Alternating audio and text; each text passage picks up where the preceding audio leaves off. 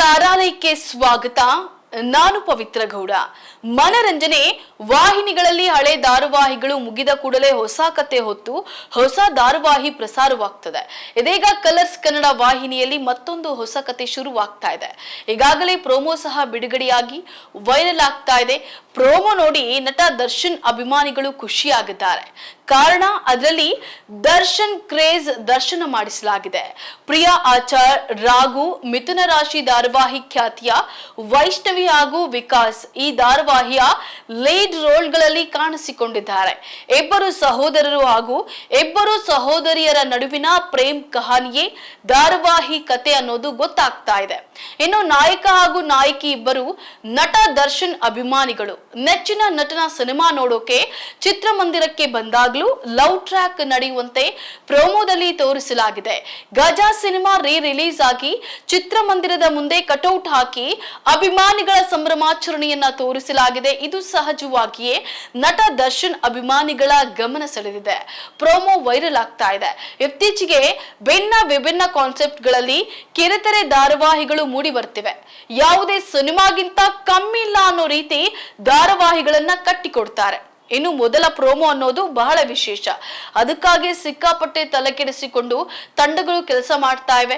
ಅದಕ್ಕಾಗಿ ವಿಭಿನ್ನ ಕಾನ್ಸೆಪ್ಟ್ ನ ಮಾಡ್ತಾರೆ. ಪ್ರೇಮ ಕಾವ್ಯ ಧಾರಾವಾಹಿ ಪ್ರೋಮೋಗೆ ದರ್ಶನ್ ಕ್ರೇಜ್ ಸೇರಿಸಿದ್ದಾರೆ. ನಾಯಕ ನಾಯಕಿ ಕೂಡ ದರ್ಶನ್ ಅಭಿಮಾನಿಗಳು ಅನ್ನೋದನ್ನ ಪ್ರೋಮೋದಲ್ಲಿ ಹೇಳಲಾಗಿದೆ. ಹಾಗಾಗಿ ಮುಂದೆ ಕೂಡ ದರ್ಶನ್ ರೆಫರೆನ್ಸ್ ಕಥೆಯಲ್ಲಿ ಇರುತ್ತಾ ಕಾದು ನೋಡ್ಬೇಕಿದೆ. ಕಾವೇರಿ ಕನ್ನಡ ಮೀಡಿಯಂ ಬಳಿಕ ಪ್ರಿಯಾ ಆಚಾರ್ ಮತ್ತೆ ಲಂಗಾದಾವಣಿಯಲ್ಲಿ ಮಿಂಚಿದ್ದಾರೆ. ಮೃದು ಸ್ವಭಾವದ ಯುವಕನಾಗಿ ವಿಕಾಸ್ ಕಾಣಿಸಿಕೊಂಡಿದ್ದಾರೆ. ಆತನಿಗೆ ಪಟಾಕ ಹುಡುಗಿಯಾಗಿ ಚೈತ್ರ ಜೋಡಿಯಾಗಿದ್ದಾರೆ.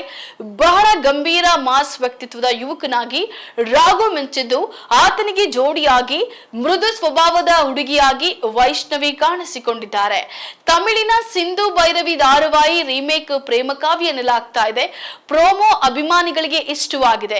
ಯಾವಾಗ ಹೊಸ ಕತೆ ಆರಂಭ ಅನ್ನೋ ಬಗ್ಗೆ ಇನ್ನೂ ಸಹ ಮಾಹಿತಿ ಇಲ್ಲ, ಶೀಘ್ರದಲ್ಲಿ ಅಂತ ಹೇಳಿ ವಾಹಿನಿ ತಿಳಿಸಿದೆ.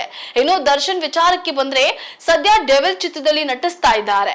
ಈಗಾಗಲೇ ಚಿತ್ರದ ಮಾತಿನ ಭಾಗದ ಚಿತ್ರೀಕರಣ ಮುಗಿದಿದೆ. ಸಾಂಗ್ಸ್ ಹಾಗೂ ಆಕ್ಷನ್ ಸೀಕ್ವೆನ್ಸ್ ಶೂಟ್ ಮಾಡಬೇಕಿದೆ. ಚಿತ್ರದಲ್ಲಿ ರಚನಾ ರೈ ನಾಯಕಿಯಾಗಿ ನಟಿಸ್ತಾ ಇದ್ದಾರೆ.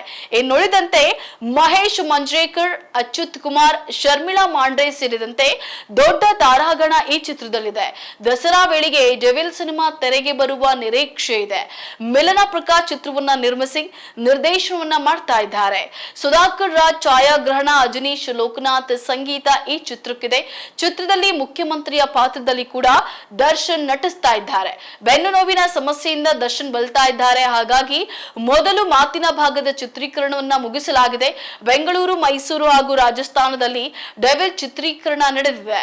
ಶೀಘ್ರದಲ್ಲೇ ಸಾಂಗ್ ಶೂಟ್ ಮಾಡಲು ಚಿತ್ರತಂಡ ವಿದೇಶಕ್ಕೆ ಪ್ರಯಾಣವನ್ನ ಬೆಳೆಸ್ತಾ ಇದೆ. ಸಿನಿಮಾ ಬಗ್ಗೆ ಅಭಿಮಾನಿಗಳಲ್ಲಿ ಹೆಚ್ಚು ನಿರೀಕ್ಷೆ ಇದೆ.